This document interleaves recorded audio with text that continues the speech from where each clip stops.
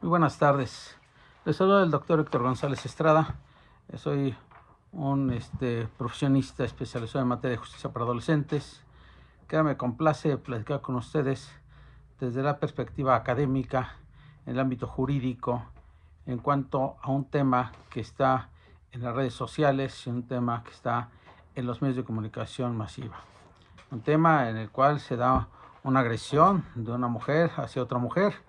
Una de ellas, la agresora, es reconocida como influencer, al igual que también la víctima. En la primera, identificada como Marianel, y la segunda como Valentina. Aquí se ha cuestionado a través de esos medios sociales y de comunicación masiva en cuanto que si se debe tratar a la agresora de este asunto, al igual, comparando el caso con otro influencer llamado el Fofo, a quien recientemente le han dictado sentencia ya por más de 17 años de prisión. El tema es que en el caso de este influencer, el Fofo, fue por un delito de tentativa de feminicidio. En el tema de Marianel y Valentina es un tema pues que sí, no se ha manejado a través de la autoridad ministerial como tentativa de feminicidio, sino como lesiones calificadas que ponen en peligro la vida. La incertidumbre entre estos medios de comunicación es de que por qué motivo no se le inicia por tentativa de feminicidio y por qué ahora es unas lesiones, si finalmente había sido es una mujer la agredida y que bueno, pues es agresora también es femenina. También se cuestiona por la edad, que la agresora tiene 17 años y desde luego si se debe ser juzgada ante autoridades penales en materia de adultos y por qué en materia de justicia para adolescentes. Esto se puede clarificar desde varias perspectivas. En primer orden, debo mencionarles que en la materia de justicia para adolescentes, así como en la materia penal para adultos, se rige no solamente por la Constitución Política de los Estados Unidos Mexicanos, las constituciones locales de cada entidad federativa y los códigos locales, como son el Código Penal de cada entidad federativa y el Código Nacional de Procedimientos Penales, que aplica para toda la República. Bien, entonces, en tratándose de la justicia para adolescentes, que es donde me voy a ubicar, es que se rige también por tratados internacionales. Dentro de ellos, uno de alta importancia, como es la Convención de los Derechos del Niño, que en esta convención, tiene su aplicación de carácter vinculatorio en nuestro país, porque cumple con la reglamentación a que se refiere el artículo 133 de nuestra Carta Magna. Este artículo define que el tratado internacional que sea firmado por el Ejecutivo Federal y ratificado por la Cámara de Senadores se constituye también como ley suprema, desde luego como la propia Constitución Política Federal. Luego entonces también de este tratado internacional y de otros tantos como son las reglas de Beijing, las directrices del READ y otras tantas, se establece el sistema de justicia para los adolescentes actual, que surge a virtud de la reforma al artículo 18 de la propia Constitución Política Federal en el 12 de diciembre del año 2005. A partir de ese año se establece lo que denominamos ahora la Ley de Justicia para Adolescentes. Esta ley, desde luego, no nace así, o esta reforma al artículo 18 constitucional, no nace así de la nada, sino que hay un antecedente importante, que es la Ley para la Protección de los Derechos de las Niñas, Niños y Adolescentes, que esta fue pronunciada por la Cámara por el Congreso de la Unión en mayo del año 2000, y en su artículo segundo es la primera ley que establece y divide qué es lo que a efectos internacionales es niño. Aquí en efectos nacionales lo divide en dos partes, dos grandes parámetros. Primero, que es niño o niña, toda persona de hasta 12 años incumplidos, que aquí sí que todavía no los cumple. Y adolescente, toda persona de 2 años cumplidos y hasta 18 incompletos, que todavía no los cumple los 18. Bien, esa ley es el parteaguas para denominar lo que conocemos ahora como justicia para adolescentes. ¿Por qué justicia para adolescentes? Porque esta va encaminada exclusivamente para todos los que sean adolescentes. Reitero, mayores de 12 años y menores de 18 años. Esta ley fue posteriormente pues reformada en el año 2014 y ya su denominación cambia ahora a llamarse Ley de los Derechos de las Niñas, Niños y Adolescentes. Y en su artículo 5 también ya hace una clarificación de lo que es niña y niño a nivel internacional y niña, niño y adolescente a nivel nacional, en los términos que les he comentado. Para efectos internacionales, niño o niña, toda la persona que aún no cumple 18 años. Para efectos nacionales, niña y niño, toda persona que aún no cumple 12 años, perdón. Y adolescente, toda aquella persona que ya tiene 12 años cumplidos y todavía no cumple los 18 años. Bien, esa es la base sólida desde el punto de vista internacional y desde el punto de vista nacional, a través de la Constitución Política. Bien, la Ley Nacional del Sistema Integral de Justicia Penal para Adolescentes, vigente, que tenemos a partir del día 18 de junio del año 2016, esta nos establece parámetros de edades por grupos etarios. En su artículo 5 nos distingue lo que son el grupo etario 1. Grupo etario 1, que son las personas de 12 años cumplidos y que aún no cumplen 14 años. Grupo etario 2, personas que son de 14 años cumplidos y que aún no cumplen 16 años. Grupo etario 3, personas que son de 16 años pero que aún no cumplen 18 años. Bien, esos parámetros son de alta importancia. ¿Por qué? Porque la propia Constitución, regreso a ella, en su artículo 18 constitucional, establece que el internamiento solamente se podrá imponer a las personas que sean mayores de 14 años de edad al momento del hecho ilícito que se les atribuya. Bien, ¿y qué pasa con los del grupo etario 1? Los mayores de 12 y menores de 14. A ellos no se les puede sancionar de ninguna manera con un internamiento, ni preventivo ni definitivo. Entonces, ¿qué sanciones se les puede dar si cometen un hecho ilícito? Bueno, se les tienen que dar medidas en libertad, medidas sanciones en libertad, pero que no podrá ser más de una y que no podrá ser superior a un año. Bien, después en el grupo etario 2, ¿qué pasa con ellos? Esto nos lo dispone el artículo 145 de la propia Ley Nacional del Sistema Integral de Justicia Penal para Adolescentes. A las mayores de 14 años, pero menores de 16, se les puede imponer medidas en libertad, sí, precisamente, o también medidas en internamiento, ya sea preventivo o definitivo. Ahí es a donde encuentra uno de los parámetros importantes, que ahorita voy a ir más adelante por qué o cuándo se puede poner internamiento. Pero en caso de poner internamiento sería máximo 3 años. ¿Y qué pasa con los del grupo etario 3, mayores de 16 y menores de 18?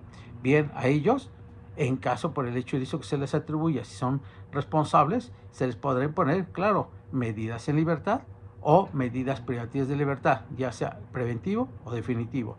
En caso que sea definitivo a través de una sentencia, podrá ser de hasta 5 años como máximo. Ok, hecho sentadas estas bases, tengo que decirles que para que a una persona adolescente se le puede poner ya sea internamiento preventivo o definitivo, sí y solo sí tiene que cumplir con 2 requisitos. Uno, que sea mayor de 14 años de edad al momento de la conducta ilícita que se le atribuya.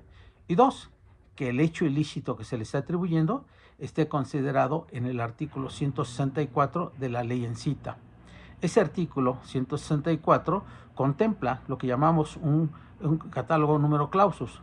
Solamente por los hechos que estén descritos, los delitos que estén descritos en ese artículo, se les puede poner internamiento preventivo o definitivo a cualquier adolescente del grupo de 2 o del grupo de 3. Pero esto debe ser como medida extrema, ¿sí? Porque primero se deben privilegiar las medidas en libertad. Bien, ¿qué pasa con el caso concreto?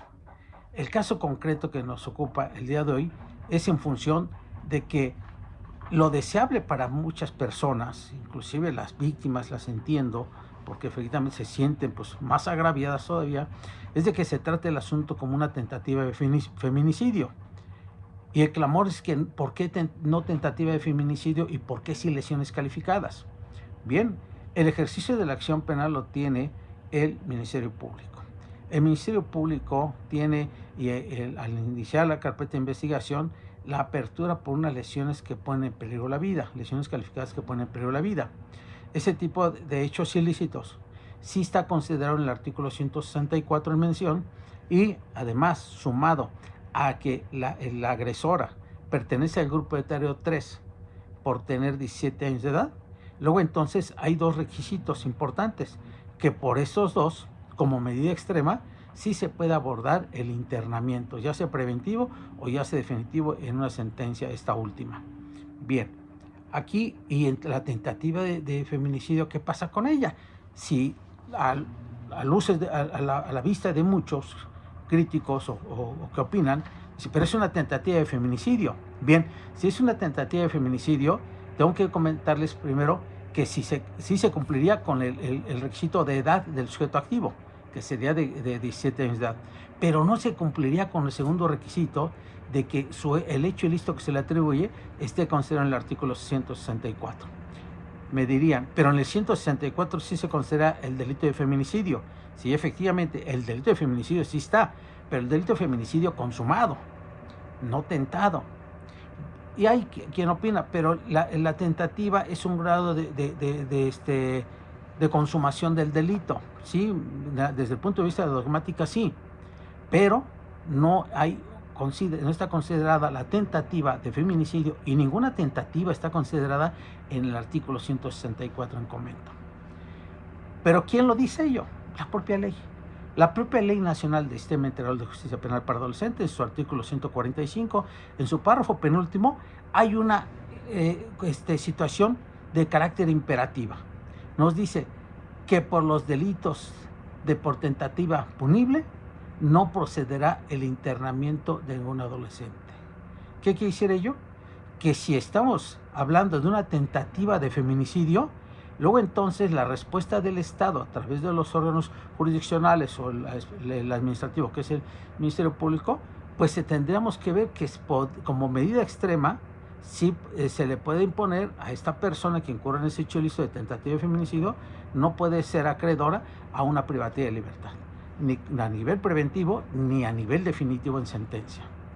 Luego entonces, por ahí podríamos opinar, aunque dista mucho de que si estamos de acuerdo o no, dista mucho de que el Ministerio Público lo que ejerció fue lesiones calificadas. Eso le corresponderá a los jueces de adolescentes. Corresponderá analizar primeramente si está el hecho ilícito con apariencia del delito, si están los requisitos mínimos, y ver también si hay probable responsabilidad del sujeto activo. Dándose los dos supuestos, pues el juzgador creo que podría vincular. Si falta alguno de estos supuestos, ya sea o el hecho o que no haya los elementos suficientes para que en la responsabilidad pueda establecer una probable responsabilidad del sujeto activo, pues el juez no podrá imponer una vinculación al proceso. Son temas que deben ser en el caso concreto en el cual yo me separo un poco de decir qué va a pasar. No, yo estoy hablando del contexto académico desde el punto de vista de la norma. Bien, ¿qué pasa ahí? Que el Ministerio Público no ejerció por tentativa de feminicidio y sí por lesiones calificadas. El Ministerio Público le está apostando precisamente a justificar la detención de la sujeto activo porque está aplicando ahí las cuestiones edad más hecho ilícito. Edad, 17 años sujeto activo, delito, lesiones calificadas, considerado en el artículo 164. Como medida extrema, para ese tipo de hechos ilícitos, hay probabilidades de que sí se le imponga un internamiento al sujeto activo. Bueno, y si se le encamina por tentativa de feminicidio, bueno, ahí respetando y analizando la norma, reitero, y el artículo 164 solamente considera los delitos consumados, no tentados, y el artículo 145, párrafo penúltimo, establece de manera imperativa que no se le puede poner internamiento a una persona por delito de tentativa punible. Luego entonces ahí están las circunstancias. ¿Qué opinan comunicólogos? ¿Qué opina la sociedad en general? Pues previamente creo que no están obligados a conocer el derecho, pero finalmente tendríamos que analizar previamente de lo que estamos comentando. Vamos a documentarnos para poder dar una opinión pues más acertada. Aquí en el caso concreto, pues yo ignoro qué es lo que esté pasando en el caso concreto. Esto le corresponde a las autoridades correspondientes, como serían los jueces especializados en materia de justicia para adolescentes, y que ahí, a quien le corresponda esté asignado este asunto, pues tendrá que analizarlo a profundidad, la propuesta ministerial, los datos de prueba que le aporten al juzgador y también precisamente la opinión que tengan las partes en el debate horizontal, que estamos en un sistema procesal acusatorio, y que ahí precisamente el juzgador va a emitir su opinión y desde luego su decisión, si se le vincula o no proceso a esta dama adolescente por el hecho ya sea de lesiones calificadas o ya sea de tentativa de feminicidio.